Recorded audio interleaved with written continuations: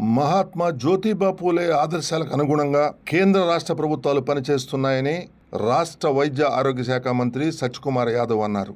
మహాత్మా జ్యోతిబా పూలే 199వ జయంతిని పురస్కరించుకొని ఒంగోలు కొత్త మార్కెట్ సెంటర్లో గల విగ్రహానికి మంత్రులు సత్యకుమార్ యాదవ్, డాక్టర్ డోలా శ్రీ బాల వీరాంజనేయ స్వామి, జిల్లా కలెక్టర్ శ్రీమతి ఏ తమీమ్ అన్సారియా, ఒంగోలు శాసనసభ్యులు Damachalla Janardhan, tourism corporation chairman doctor Nookasani Balaji, mayor Gangadi Sujatha, పలు సంఘాల నేతలు, జిల్లా అధికారులు పూలమాలలు వేసి నివాళులర్పించారు.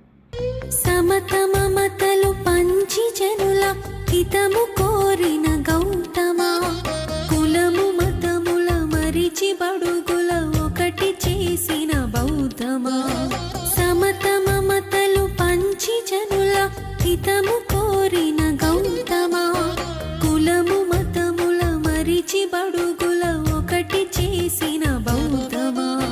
సామ్యవాదపు కళలు అన్న సమ సమాజపు నేత్రమా, మనుషులందరూ ఒక్కటేనని సాటినావో మహాత్మా. జ్యోతిబా పూలే జోహారు జోహారు, మా జాతికే వెలుగు దీపమైనారు, మా బడుగులకు మీరు. సామాజిక సంస్కరణలకి ఆద్యులు, సంఘ సంస్కర్త, ఒక రచయిత, ఒక జర్నలిస్టు, ఈ రకంగా జీవితంలో అనేక కోణాలను ఆవిష్కరించి ఇవాళ భరత జాతి గుర్తించుకునే విధంగా తన జీవితకాలం కృషి చేసిన మహాత్మా జ్యోతిబా పూలే గారి జయంతి సందర్భంగా వారి స్మృతికి ఘనమైన నివాళులు అర్పిస్తున్నాను. శ్రీ విద్య అనేది సమాజానికి ఎంత అవసరమో, సమాజం అభివృద్ధి సాధించాలంటే శ్రీ విద్య అనేది చాలా అవసరమని 19వ శతాబ్దంలోనే మహాత్మా జ్యోతిబా పూలే గారు గుర్తించారు. కేవలం విద్య మీద దృష్టి పెట్టడమే కాకుండా సమాజంలో ఉంటున్న అసమానతలు తొలగించడం కోసం గలమెత్తి సత్యశోధక్ సంస్థను స్థాపించి ఈ అసమానతల్ని, మూఢనమ్మకాలకు వ్యతిరేకంగా ప్రజల్లో అవగాహన కల్పించి వాళ్ళలో చైతన్యాన్ని రగిలించే ప్రయత్నం చేశారు. అసమానతలకి, సమాజంలో ఉంటున్న ఈ హెచ్చుతగ్గులకి వ్యతిరేకంగా దీనబంధు అనే పత్రికను స్థాపించి సమాజంలో ప్రజల్ని చైతన్యం రగిలించే ప్రయత్నం వారు ఆ రోజుల్లోనే చేశారు. ఇవాళ యాదృచ్ఛికం నేషనల్ మదర్హుడ్ సేఫ్టీ డే. ఇవాళ మహాత్మా పూలే గారు బాలహత్య ప్రబంధ గృహాల్ని నిర్మించి బాలింతలపైన, వితంతువుల మీద ప్రత్యేకంగా దృష్టి నిలబెట్టే ప్రయత్నం చేశారు. వారి సాధికారత కోసం ప్రయత్నం చేశారు. ఇవాళ అది యాదృచ్ఛికం వారి జన్మదినం నాడే national women safety, mother safety hood day కావడం అనేది యాదృచ్ఛికం కావచ్చు. ఈ రకంగా అనేక రకాలైన ప్రయత్నాల్ని, సమాజంలో మార్పులు తీసుకొచ్చే ప్రయత్నాల్ని వారు చేశారు. వారి ఆశయాలు అందుకనే వారు ఇవాళ మహాత్మాలాగా ఉన్నారు. డాక్టర్ బిఆర్ అంబేద్కర్ గారు కూడా తనకు ఆదర్శం అని చెప్పారంటే వారి గొప్పతనం, ఆ మహనీయుని గొప్పతనం మనం అర్థం చేసుకోవాల్సి ఉంది. ఆ మహనీయుడి అడుగుజాడల్లో నడుస్తున్న ఇవాళ ప్రభుత్వాలు, కేంద్రంలో కానీ ఎన్డీఏ కానీ వారు ఏ మార్గం చూపారో ఆ మార్గంలో వెళ్తూ వారి ఆశయాలకు అనుగుణంగా పాలన అందించే ప్రయత్నం చేస్తూ ఉన్నారు. మీరు ఇప్పటిదాకా గౌరవ మంత్రివర్యులు చెప్పినట్టుగా బీసీ రుణాల విషయం కావచ్చు, లేదా అత్యధికంగా ఈ ఆర్థిక సంవత్సరంలో దాదాపు 42,000 కోట్లు బీసీల అభివృద్ధి కోసం నిధులు కేటాయించడం కావచ్చు జరుగుతున్నాయి. అదేవిధంగా గృహాలకి ప్రత్యేకంగా కేంద్రం ఇస్తున్న నిధులకి మళ్ళీ 50,000 అదనంగా ఇచ్చి బీసీల గృహ నిర్మాణం విషయంలో కావచ్చు వాళ్ళ జరుగుతూ ఉంది. అదేవిధంగా P4 కార్యక్రమాన్ని ప్రధానంగా, ఎందుకంటే గ్రామాల్లో కానీ అట్టడుగున ఉంటున్న వాళ్ళు బలహీన వర్గాల వారు ఎక్కువ ఉంటున్నారు. దాన్ని దృష్టిలో పెట్టుకుని సమాజంలో అత్యున్నత స్థానంలో ఉంటున్న 10% మంది సమాజంలో అట్టడుగు స్థానంలో ఉంటున్న బలహీన వర్గాలకు, అణగారిన వర్గాలకి చేయూత అందించడం కోసం P4 తీసుకురావడం దేశంలోనే ఒక వినూత్నమైన కార్యక్రమం. అటువంటి కార్యక్రమాన్ని తీసుకొచ్చినందుకు, ప్రజల జీవిత ప్రమాణాలు పెంచుతున్నందుకు నేను గౌరవ ముఖ్యమంత్రి గారిని ప్రత్యేకంగా ధన్యవాదాలు, బీసీల తరపున కృతజ్ఞతలు తెలియజేసుకుంటున్నా.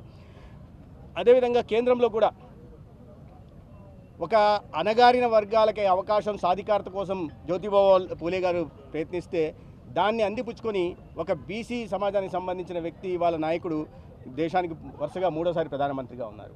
అనేక రకాలైన విప్లవాత్మక నిర్ణయాలు కానీ, నిర్ణయాత్మక చర్యలు కానీ, లేదా సాహసోపేతమైన చర్యల కారణంగా ఇవాళ దేశ ప్రజల జీవన గతిలో మార్పులు తీసుకొచ్చారు, జీవన ప్రమాణాలు పెంచే ప్రయత్నం చేస్తున్నారు. అభివృద్ధి కార్యక్రమాలు కానీ, అనేక రకాలైన సంక్షేమ పథకాలు కానీ తీసుకురావడమే కాకుండా దేశ సార్వభౌమత్వాన్ని కాపాడుకుంటూ ఇవాళ ప్రపంచంలోనే విశ్వనాయకుడిగా ఎదిగే ప్రయత్నం ఇవాళ నరేంద్ర మోడీ గారు చేశారు. ఎక్కడో 11వ స్థానంలో ఉన్న ఆర్థిక వ్యవస్థని ఒక బీసీ సమాజంలో పుట్టిన వ్యక్తి ఇవాళ 4వ స్థానాన్ని తీసుకెళ్లి ప్రపంచమంతా భారతదేశం వైపు చూసే దిశగా ప్రయత్నాలు చేశారు. ఈ రకంగా బీసీల కోసం కేంద్రంలో ఎన్డీఏ ప్రభుత్వం, రాష్ట్రంలోని ఎన్డీఏ ప్రభుత్వం అణగారిన వర్గాల అన్నిటి కోసం వాళ్ళ సాధికారత కోసం పనిచేస్తుంటే గత 5 సంవత్సరాలు రాజకీయాలు విమర్శ చేయదలుచుకోలేదు, కానీ గుర్తు చేసుకోక తప్పదు. మహాత్మా జ్యోతిరావు పూలే గారి 199వ జన్మదినోత్సవాన్ని జరుపుకోవడం చాలా సంతోషం అండి. దాదాపుగా 200 సంవత్సరాల క్రితం ఈ దేశంలో ఉన్నటువంటి సామాజిక రుగ్మతలు ఉన్నటువంటి పరిస్థితుల్లో జన్మించి వివక్షను కూడా ప్రత్యక్షంగా ఎదుర్కొని వారికి ఉన్నటువంటి వనరుల్లోనే విద్యా వ్యాప్తి, ముఖ్యంగా మహిళా విద్య కోసం ప్రోత్సాహాన్ని ఇవ్వటం, వారి దానిలో కూడా వారి సతీమణిని కూడా విద్యను చేసే విధంగా చేసి ఉపాధ్యాయురాలుగా చేయటం, సమాజానికి మార్గదర్శకంగా నిలవడం చాలా అభినందనీయ విషయం. వారు విద్య పట్లే కాకుండా రైతుల పట్ల, రైతు సమస్యల పట్ల ఎనలేని కృషి చేశారు. అదేవిధంగా మూఢాచారాలు ఉన్నటువంటి వాటి మీద కూడా వివక్షని మీద పోరాటం చేశారు. సాంఘిక దురాచారాల మీద కూడా పోరాటం చేయడం జరిగింది. అటువంటి మహనీయులు పుట్టిన తర్వాత దాదాపు 109 సంవత్సరాల తర్వాత కూడా వారి గురించి స్ఫూర్తిగా పొందడం అనేది వారు చేసినటువంటి కృషిని తెలియజేసుకుంటూ ఈరోజు అంబేద్కర్ గారు కూడా వారి స్ఫూర్తిగా ముందుకు వచ్చినటువంటి చరిత్రలో ఉన్నాయి. మన ప్రధానమంత్రి మోడీ గారు కావచ్చు, ఈరోజు ఉన్న ముఖ్యమంత్రిగా చంద్రబాబు నాయుడు గారు కావచ్చు, వీరందరి యొక్క ఆశయాల స్ఫూర్తి కోసం, ఈ వర్గాల యొక్క అభివృద్ధి కోసం, ఉన్నతి కోసం శ్రమిస్తూ ఉన్నారు. మన ప్రభుత్వం వచ్చిన తర్వాత పోయినసారి పూలే రెసిడెన్షియల్ స్కూల్స్ కూడా ఏర్పాటు చేయడం జరిగింది. మహాత్మా జ్యోతిరావు పూలే రెసిడెన్షియల్ స్కూల్స్ని 14, 19 సంవత్సరాల పేరు బీసీ స్కూల్స్ నామకరణం కూడా చేయడం జరిగింది. ఈరోజు బీసీ కార్పొరేషన్ గత 5 సంవత్సరాలు నిర్వీర్యం అయిపోతే ప్రభుత్వం వచ్చిన తర్వాత పెద్ద ఎత్తున ఈరోజు బీసీల కోసం స్వయం సమృద్ధికి మన లోన్లు కూడా ఇవ్వడం జరిగింది. ఈరోజు అధికారికంగా కలెక్టరేట్లో వాటి లాంచింగ్ కార్యక్రమం కూడా చేపట్టడం జరుగుతుంది.